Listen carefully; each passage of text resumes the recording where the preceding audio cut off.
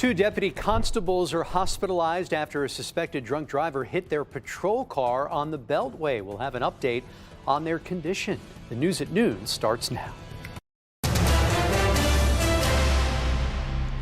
Right now at noon, traffic is clear from a crash that injured two deputy constables from Harris County Precinct 4. You can see the extent of the damage to one of the patrol units. This is on the Beltway at Ella Boulevard.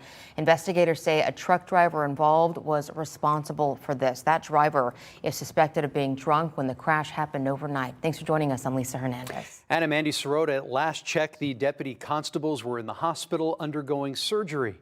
KPRC 2 News reporter Brittany Jeffers has more details on what investigators say happened. This has been a serious and evolving scene this morning, and I've learned from investigators it was a female and male deputy constable that were hospitalized. Investigators have been out here for hours. As you can see, these main lanes here at the tollway remain closed. Traffic now being diverted here this morning. Let's take a look at a photo that was released by Precinct 4 Constable Mark Herman's office. It shows the damage that one of those patrol units sustained. Now, we learned this started around 4 o'clock in the morning after reports of a man running down the freeway. Those deputy constables responded to that call. They were able to get the man safely secured and buckled into the back of a patrol unit.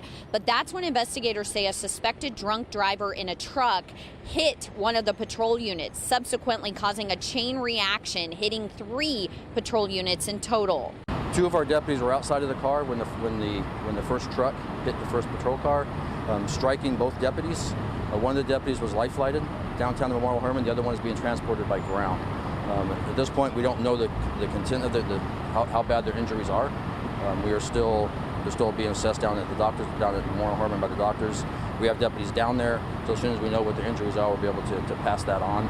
Now, investigators tell me that the man who was receiving help from those deputies in the back of the patrol unit was also taken to the hospital with minor injuries. He's expected to be okay. As far as the suspected drunk driver, investigators tell me that he is in his 30s, that he too was going to the hospital, but not because he was hurt, that they were waiting on a warrant to have blood drawn, as is customary in suspected drunk driving cases. Of course, we'll be following this very closely throughout the day. I'm Brittany Jeffers, KPRC 2 News.